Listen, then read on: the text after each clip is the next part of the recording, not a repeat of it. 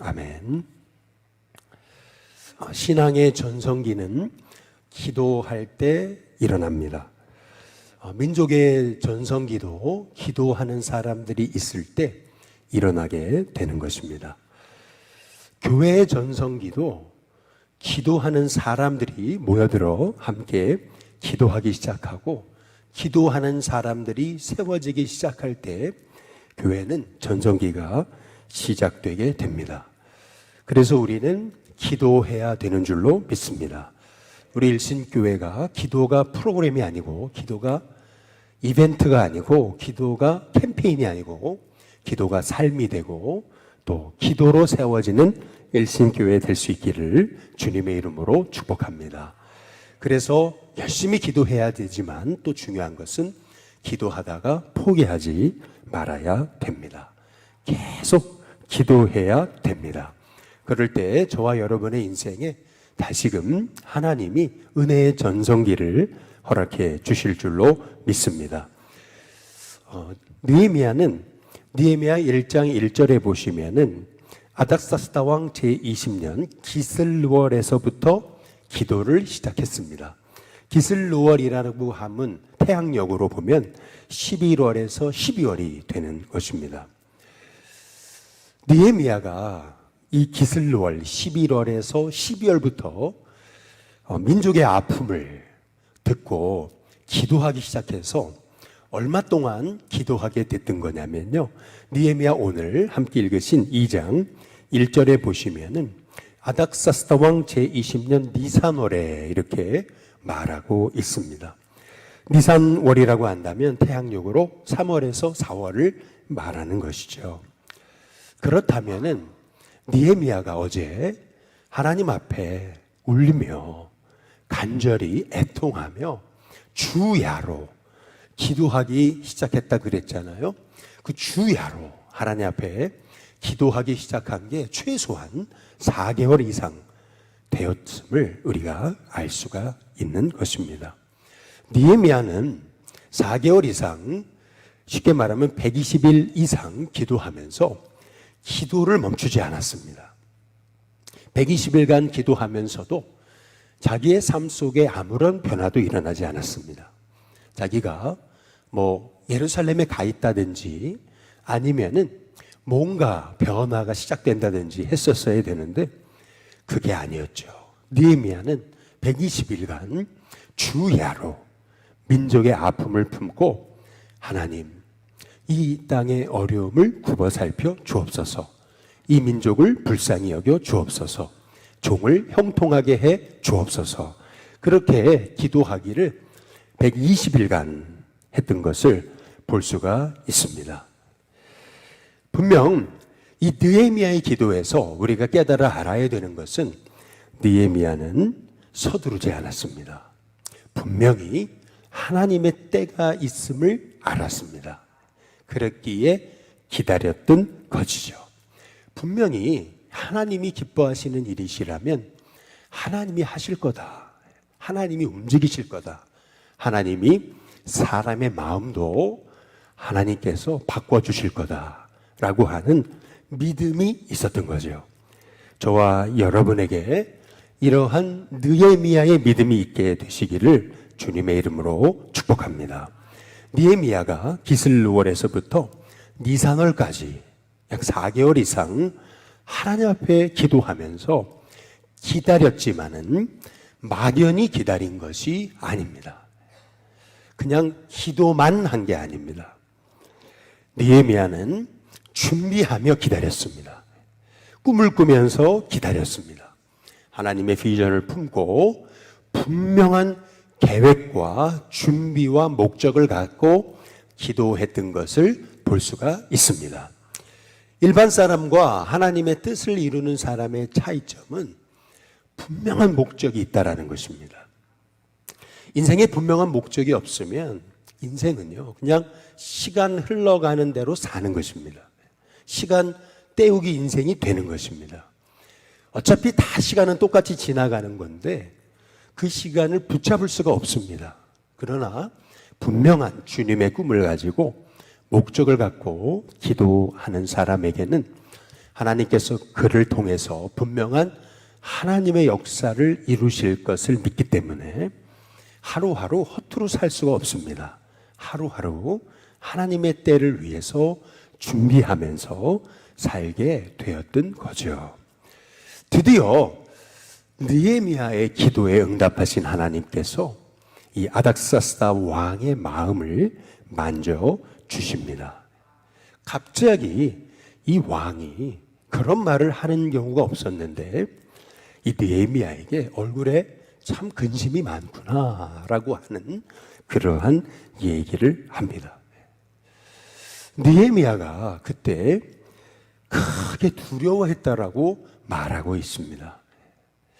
왜냐하면은 왕에게 술을 따라드리는 사람이 얼굴에 수심이 있다면은 왕이 자기를 오해할 수도 있었던 것이거든요. 그런데 참 놀랍게도 이 느헤미야는 준비하며 기다렸잖아요. 이 왕에게 아주 지혜롭고도 담대하게 말하는 겁니다. 만약에 느헤미야가 기도하고서 한 달 정도 기도하다가 왕에게 우리 민족이 이런 어려움을 당하고 있는데 왕이여 내가 가서 성벽을 재건하게 해달라고 그렇게 간청을 했다라고 한다면 더구나 그런 상황에서 얼굴까지 수심이 가득했더라고 하면은 왕이 오해할 수도 있었을 것입니다. 아니 저 친구가 권세를 줬더니 뭔가 이상한 생각을 하고 있는지 모르겠구나 이런 판단을 하고 이 느헤미야의 목을 잘랐을지도 모릅니다. 그런데 느헤미야는 아니죠. 때를 기다렸어요. 분명히 왕의 마음이 움직여서 왕이 분명히 자신에게 분명 이 하나님의 역사를 이룰 수 있도록 그 왕이 나에게 이 모든 기회를 허락할 거라고 하는 그러한 확신을 가지고 기다리며 준비하고 있었겠죠.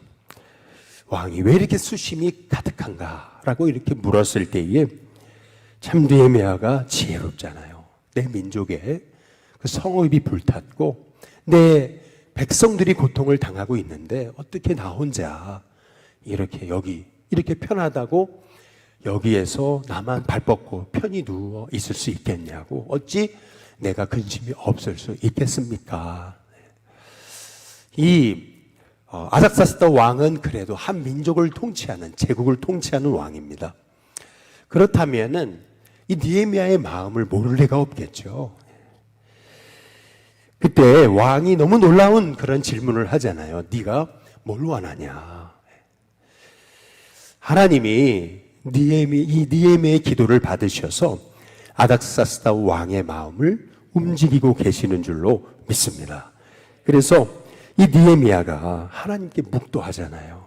기도하고요. 그리고 나서 왕에게 얘기하는 얘기를 보면은요. 이 느헤미야가 그동안 4개월 정도 기도하면서 막연하게 기도만 하지 않았다라는 것을 알 수가 있습니다. 여기 보면 느헤미야가 했던 게 있잖아요. 종이 왕의 목전에서 은혜를 얻어 싸우면 굉장히 공손하죠. 우리가 이런 느헤미야의 지혜를 배워야 될 줄로 믿습니다. 그냥 다짜고짜로 내 백성 어려움 당하고 있는데 왕이시여 내가 가서 우리 민족의 성벽을 재건하게 해달라고 다짜고짜로 그런 얘기를 한 게 아니고 여기 보면 왕이 만일 좋게 여기시거든 종이 왕의 목전에서 은혜를 얻어 싸우면 굉장히 지혜롭죠. 왕의 마음을 지혜롭게 느헤미야가 터치하고 있는 것을 볼 수가 있습니다. 만일 왕이 허락하신다면 종을 유다 땅에 보내서 내가 내 민족의 그 성벽을 건축하게 해달라고. 그때에 여기 보면은 그런 얘기가 있잖아요. 참 놀랍죠. 6절에 보면 그때의 왕후도 왕 곁에 앉아 있었더라. 이게 참 중요한 얘기예요. 왕과 1대1로 왕후가 모르는 가운데 얘기를 했더라면 왕이 자기 침실에 가서 왕후하고 얘기하는 가운데 결정이 또 바뀔 수도 있었던 거잖아요. 그렇잖아요. 아니 느헤미야가 자기 본국에 가 성벽을 건축한데 그러면은 왕후가 아유 그 사람의 말을 믿으시겠냐고. 이거 다 무슨 계획 계략이 있는 거라고. 그러면은 한순간에 모든 게 다 그냥 물거품이 될 수도 있는 거였는데 참 놀랍죠. 하나님은요 이 왕만이 아니고 왕후도 곁에 있는 가운데 하나님께서 왕의 마음을 여셔서 이 느헤미야의 이 기도에 응답하고 계시다라고 하는 것을 알 수가 있습니다. 저와 여러분의 기도를 응답하신 하나님께서 너무나 완벽한 타이밍에 완벽한 인도하심으로 인도하시는 역사가 있게 될 것을 믿으시기를 주님의 이름으로 축복합니다.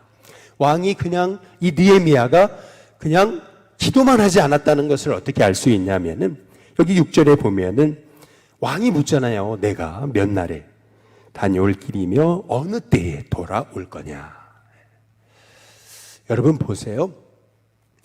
이 왕에게 있어서 느헤미야는 굉장히 오른팔 같은 사람이었단 말이죠. 근데 느헤미야가 없다라는 것은 왕에게 있어서 굉장히 불편한 일입니다. 그러니까 왕에게 있어서는요, 느헤미야가 빨리 한시 빨리 와야 되는 거예요. 자기 곁에 있어야 되는 거예요. 그런데 느헤미야가 그냥 아무런 계획도 없이 생각해 볼게요. 만약에 그랬더라면 이게 얼마나 우스운 얘기입니까? 나중에 한번 생각해 볼게요. 여러분, 나중에 있습니까? 지금이야말로 왕의 마음을 하나님 움직이시는 시간인데 지금 모든 얘기를 할 수가 있어야 됐겠죠. 근데 놀랍게도 느헤미야는요, 몇 날 며칠 언제까지 돌아오겠습니다 라고 그렇게 왕에게 얘기합니다. 여기 6절에 보니까 내가 기한을 정하고 라고 이렇게 말하고 있죠. 왕의 마음이 안심이 되는 겁니다. 뿐만 아니라 느헤미야는 두 번째로 이 왕에게 요구하는 게 있죠. 부탁을 합니다. 제게 비자를 달라고. 페르시아에서 예루살렘까지 가려면 많은 관문을 거쳐야 됩니다. 그런데 왕이 허락하는 그 친서를 가지고 그냥 프리 패스가 있어야지만이 그곳까지 갈 수가 있는 거 아니겠어요? 이 왕이요, 이 느헤미야에게요, 이 페르시아에서 예루살렘까지 그냥 프리 패스로 갈 수 있는 그런 비자를 허락해 주셔야 제가 간다고 그렇게 말하죠. 뿐만 아니라 여기 6절에 8절에 보시면은 이렇게 얘기합니다. 왕의 감독 삼림인 아삽에게 조서를 내리사 그가 성전에 속한 성전의 문, 영문의 문과 성곽과 내가 들어갈 집을 위하여 들보로 쓸 제목을 내게 주게 하옵소서. 그렇게 얘기합니다. 성전을 재건하려면은 물품이 필요하잖아요. 그 물품을 제게 허락해 달라고 그렇게 말하는 것을 볼 수가 있습니다. 여기 세 가지 이 느헤미야가 요구했던 거, 먼저는 얼마 동안 다녀올 수 있게 해주십시오. 그리고 비자를 주십시오. 필요한 물품을 제게 허락해 주실 수 있습니까? 이 느헤미야가요, 기도로 준비되지 않았더라면 왕이 질문했을 때 이거를 아주 지혜롭게 말할 수가 없었겠죠.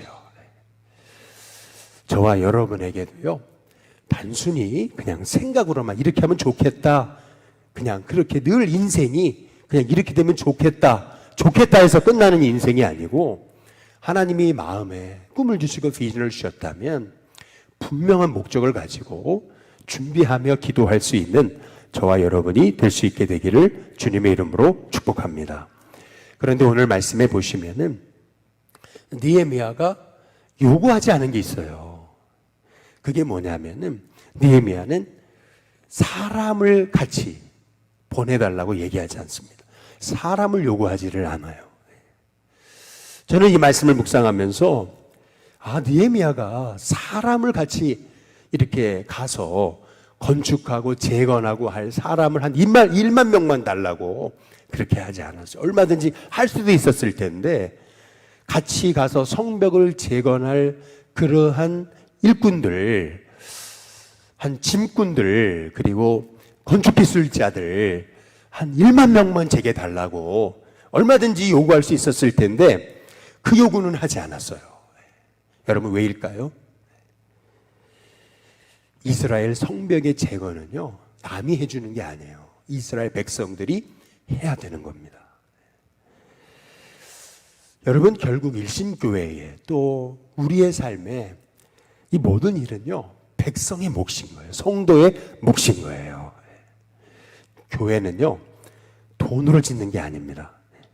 교회는요, 성도의 눈물과 기도와 희생과 헌신을 통해서 지어지는 겁니다. 돈으로 짓는 교회는요, 무너집니다. 그러나 성도의 눈물로 짓는 교회는 무너지지 않습니다.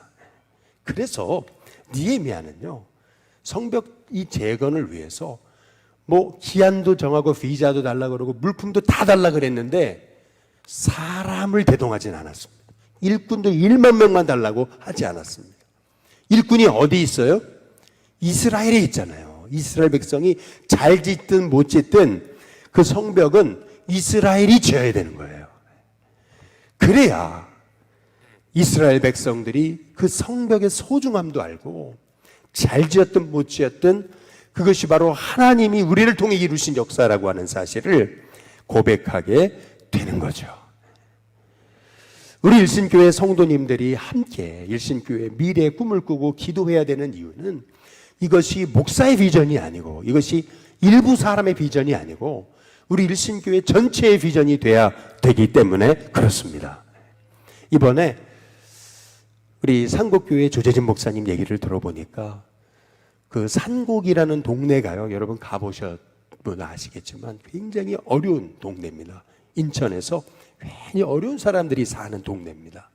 그런데 놀랍게도 그 교회에서 말이죠, 이번에 이제 리모델링을 했는데 이제 다 끝났대요. 동판을 제작해가지고 헌금을 한 분들 이름을 다 새겨 이제 넣어가지고 동판을 딱 이제 비치할 예정인데 몇 명이나 헌금을 했는가 이렇게 봤더니 1,100명이 했더래요. 너무나 그냥 그 모든 교인이 함께 동참을 했던 거죠. 이거를 시작할 때 같이 이제 구역회를 열어가지고 찬반을 묻는데 만장일치가 됐다는 거예요. 물론 3명이 반대했는데 그 반대한 3명은 뭐냐면은 리모델링을 하지 말자는 게 아니고 재건축을 하자고 반대한 거지 리모델링을 하지 말자고 반대한 건 아니었다는 거죠. 차라리 다 헐어버리고 다시 짓자, 이게 3분의 이 반대였다라고 하는.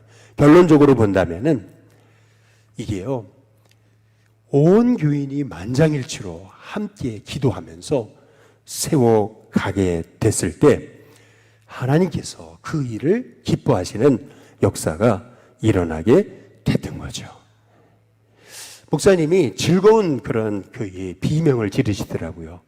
뭐냐면 그렇게 전도할 때는 전도가 안 되더니 건물을 새로 예쁘게 지어놓고 뭐 카페만 디자인비만 1억 5천 들였고 또 교육관 그냥 디자인하는 데만 3억을 들였대요. 디자인만 말이에요. 그런데 한 디자인만 그 교육관 쪽에다가 한 4억 5천을 들였는데 그렇게 전도할 때는 사람들이 안 오더니 건물 세워놓으니까 젊은 사람들이 몰려온다는 거예요. 유치부만 45명 모였더래요.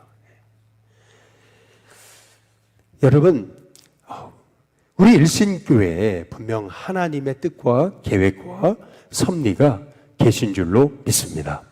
그러나 성도가 하나 되지 않고 한 마음이 되지 않으면은 그건요, 결국에는 지어놓고도 문제가 생기는 거죠. 그래서 우리가 기도하는 거고요.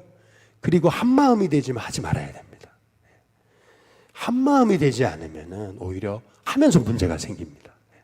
그래서 결국 왜 우리가 기도해야 되는 거냐면 이것이 하나님의 일이 되셔야 되기 때문에 그렇습니다. 결국에는요, 하나님이 도우셔야 됩니다. 느헤미야가 하는 게 아니에요. 이 백성들이 하는 게 아니에요. 하나님이 하시는 거예요. 그래서 오늘 여기 8절에 보시니까 내 하나님의 선한 손이 나를 도우심으로. 저와 여러분의 기도 가운데 하나님이 도우시는 역사가 있게 되시기를 주님의 이름으로 축복합니다. 주님이 도우셔야 됩니다. 이번에 우리가 33일 우리 기도 파수꾼 운동을 했잖아요. 우리 기도 파수꾼 운동을 시작하면서 우리 젊은이부 수련회를 시작했고, 그리고 영화부 우리 성경학교를 시작했고, 유치부 유초동부가 성경학교를 했고, 그리고 청소년부가 수련회를 마쳤습니다. 그 어떤 해보다 하나님이 새로운 영혼을 보내주셨고, 하나님이 우리의 기도를 기뻐하시는구나 라고 하는 것을 느낄 수 있었던 그러한 기간이었습니다. 어떻게 33일을 끝냈는지 모를 정도로 정말 벅차게 힘겹게 달려온 것 같았는데, 하나님은 우리의 기도를 너무나 기뻐하셨구나 라고 하는 것을 제가 수련회, 이번에 전교인 우리 수양의 마지막 날 제가 깨달았어요. 이번에 여러분 수양에 가신 분들은 아시잖아요. 놀랍게도 우리가 같은 층, 같은 공간을 사용하는데, 우리 공간 바로 옆에 붙어가지고 우리 이 서울연회의 감리교회, 한 감리교회와 같이 이렇게 같은 층의 공간을 사용했잖아요. 그런데 보니까요, 그 교회도 젊은 사람이 하나도 없더라고요. 그 교회도 다 연세 드신 분들이 왔더라고요. 젊은 사람을 찾아볼 수 없을 정도로 다 연세 드신 분이 왔는데, 얘기를 들어보니까 그렇죠. 거기도 똑같이 젊은 사람이 없다는 거죠. 그런데 제가 마지막 날 새벽에, 그때가 한 5시 반쯤이었는데, 마지막 날 새벽에 제가 밖을 나갔거든요. 그러다가 로비를 탁 들어오는데 119 차량이 와 있더라고요. 이 새벽에 누가 119로 이렇게 실려가지? 이렇게 봤더니 그 교회에 어떤 분이 쓰러지셔가지고 119 차량으로 실려가더라고요. 근데 목사님이 그 모습을 보면서 너무 안타깝게 119 차량이 갔는데 계속 먼 산 바라보고 계시더라고요. 야, 제가 그 모습을 보면서 그런 생각을 좀 해봤어요. 죄송한데, 그 교회한테는 죄송한데, 실은 더 연세 드신 분들이 우리가 갔거든요. 더 연세 드신 분들이 우리 교회가 갔는데, 그런데 우리 교회는 그렇게 119 실려가는 분이 없는, 그래서 은혜 가운데 잘, 실은요, 우리는 그냥 얼마나 뜨겁게 기도하고 그랬잖아요. 근데 한 분도 119에 실려가는 사람이 없는 걸 보면서, 이야, 이게 연세 드신 분들을 모시고 가면 119에 이렇게 실려가는구나, 잘못하면은. 그러면서, 야, 그분이 살았나 돌아가셨나 모르겠어요. 못 물어보겠어요. 그런데요, 여러분, 야, 제가 그때 깨달았어요. 야, 우리가 33일 이렇게 기도하면서 우리가 이렇게 새벽을 깨우고 우리 일신교회 이 수양의 마지막 날까지 하나님 지켜달라고 그렇게 하나님 앞에 기도했던 것들이 절대 헛되지 않았구나. 제가 그 생각을 해보면서 깨달은 게 있어요. 하나님의 선하신 손이 우리를 도우셔야, 하나님의 그 선하신 손의 인도함을 받아야 결국 어떤 일이든 복이 되는 역사가 있게 되는 줄로 믿습니다. 그래서 기도해야 되죠. 느헤미야가 4개월 이상 하나님 앞에 묵묵히 아침과 저녁으로 기도했던 것이 절대 헛되지 않았습니다. 얼마나 왕이 마음이 움직이고 왕 혼자 그 말을 들었더라면 또 바뀔 수도 있었는데, 그 자리에 왕후가 있었고, 또 왕이 뭘 원하냐라고 그렇게 먼저 물어보기 시작했고, 그래서 느헤미야가 내게 이 이스라엘 땅에 가서 성벽을 재건하게 해달라고 했는데도, 이게 정치적인 음모다, 모략이다, 이렇게 오해받지 않고 이 성벽을 재건할 수 있도록 다 기한을 정해주고 비자도 주고 제목도 주는. 그런데 놀랍게도 느헤미야는 일꾼들, 품꾼들 1만 명만 붙여달라고, 그러면 내가 빨리 끝내고 오겠다고 그런 게 아니고, 이 일은 이스라엘 백성이 해야 되는 거고, 그리고 하나님이 하셔야 된다는 것을 이 느헤미야가 알았던 것처럼, 마찬가지로 우리 일신교회의 미래를 향한 꿈, 저와 여러분의 인생의 꿈도요, 결국에는요, 하나님이 도우셔야 됩니다. 하나님이 하셔야 되고, 또 어떤 일이든 한 마음으로 묶여야 되는 것입니다.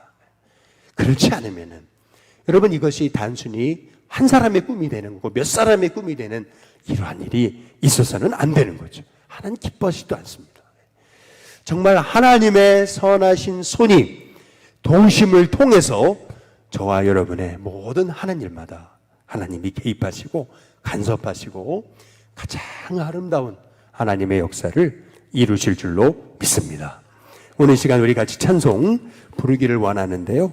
오늘 잘 모르시는 찬양일 텐데 우리 같이 마목사님 반주에 우리 따라서 우리 같이 찬양 부르고요. 한번 이 찬양 오늘 한번 따라 불러보시고 잘 모르시겠는 분은 한번 집에 가셔서 유튜브로 한번 불러보시기 바랍니다. 이제 역전되리라 라고 하는 찬양인데요. 기도를 멈추지 마라. 우리 같이 찬양 부르겠습니다.